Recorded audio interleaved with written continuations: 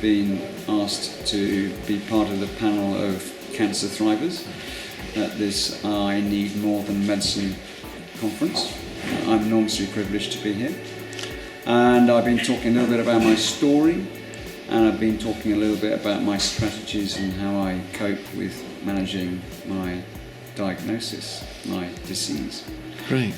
Would you be able to share a little bit of that story? I'll share a little bit of my story. So I'm 55 and I was diagnosed with advanced metastasized prostate cancer in 2015, Christmas Eve 2015, so a wonderful Christmas present. And so, yes, I was told that it was too far gone for surgery and therapy, so I had to have the gold standard in systemic treatment, which basically means lots of drugs floating around my system, which I'm still doing, lots of drugs floating around my system. But really my life now is one of understanding how I can look after myself, and I think that I feel duty bound to take responsibility for taking responsibility in the area of researching all the things that are kind to my body, which will then be complementary to some of the more conventional things that are typically things that work on the symptom rather than the cause. So I work in a lot of areas, research. In many ways I call it journeying. I'm journeying in my nutrition, which is a very obvious one that people are very interested in, but movement. Have you got a few tips around nutrition? So nutrition, I think it's very easy for people to say, well, you need to be anti-sugar and you need to be vegan this and you need to be whatever. I think it's very, there's lots of sound biting around nutrition. I think that if you look at some of the deep science, there's no doubt about it that we need to eat diets that are low in a glycemic load, which basically means the volume of food but also with low glycemic index, and we typically overeat. But you can overeat apples. Apples have a low glycemic load, but if you eat, glycemic index, but if you eat a lot of apples at any one sitting, you have a high glycemic load, and that's not necessarily good for you. So I think it's all about how much, on the one hand, how much glucose you put into your system, but it works at many, many levels. Some other people respond to fatty acid consumption or are poorly respondent to fatty acids, and also to glutamine and all sorts of other things, and I think that you therefore have to find out which dietary program, and actually I don't like the word diet because diet sounds restrictive and short term, whereas actually it's all about a nutrition plan, so it's all about what works for you, and it works for you as an individual. And what works for you as an individual doesn't necessarily work for the whole length of time. You and I can understand that if you go and take a big bout of exercise, then it's likely that you need to take more calorific intake than if you're sedentary. So I think that you need to adjust your nutrition plan depending on what your activity is, and indeed what your state of health is, and indeed what your one cancer type over another cancer type, or even what your genomic profile is versus someone else's. So there's a lot of complexities in there, and I think you just have to self-experiment, and there is a lab rat of one that's relevant here, and that's the way I treat it. So that's one of the journeys is around nutrition. What are some of the others that perhaps you've... Another journey that I am deeply fascinated in is the whole area of creating the feeling of abundance of time in your mind, and that's really what a lot of people might otherwise call mindfulness, or use meditation as a tool to address.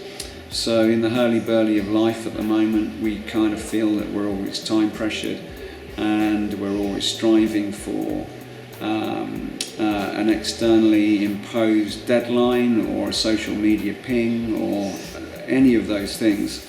And so what can we do to just be in the moment and to just be within ourselves and to be inward looking largely, because Actually,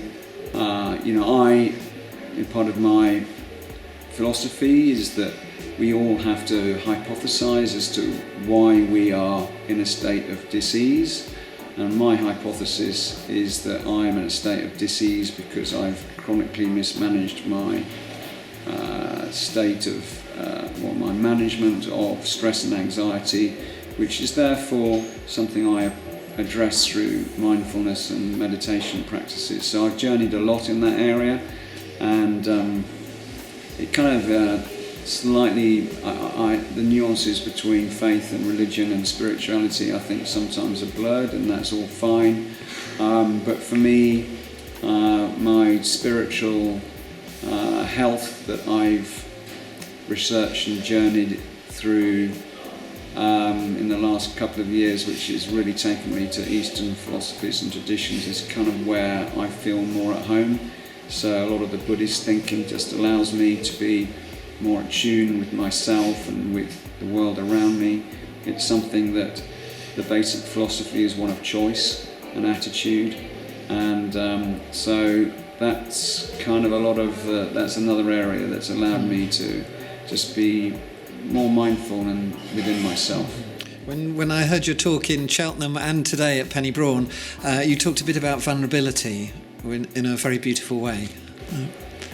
So I think vulnerability is something that doesn't come easy to men. I think that particularly if you are a man in business, or you are blessed to be a leader of a household, or may even be, I don't know whether there's a social class thing about it, but definitely men are seen to be or need to be people who have big chins and stiff upper lips, and it's just not healthy for us to button it all up inside. And so I know that from my journeying that when I express my deep emotions to people, which might end up in lots of weeping, and it can be because of expressions of love, but generally speaking it's probably precipitated by my expression of my feelings and my fears.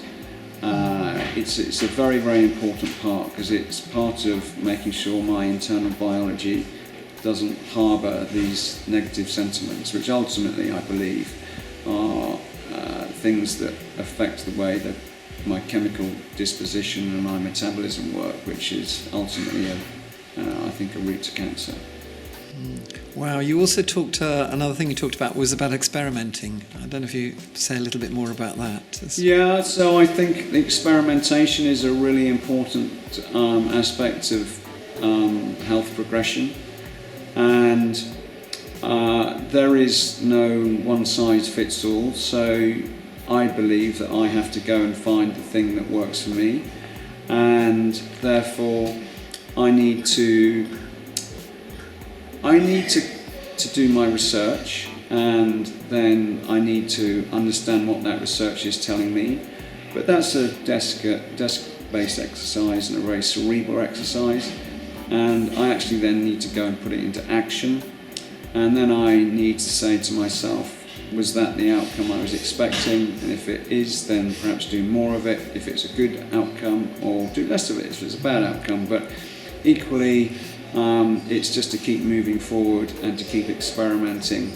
And I can't see that there's anything other than just experimenting through the whole of life, and that's ultimately why life is just such a wonderful thing, because life is just an experiment.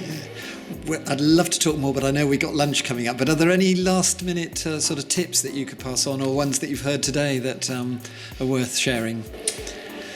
I think one of the biggest things is that most important thing is to seek to take control of your own health, and do use conventional medicine, and do listen to your doctor, but ultimately use your doctor as one of many, many modalities and therapies that you can use. Ultimately, no one person knows your health better than you do, and if you experiment about what works for you and what doesn't work for you, then you will be truly a master of your own health. Thank you so much, Nick.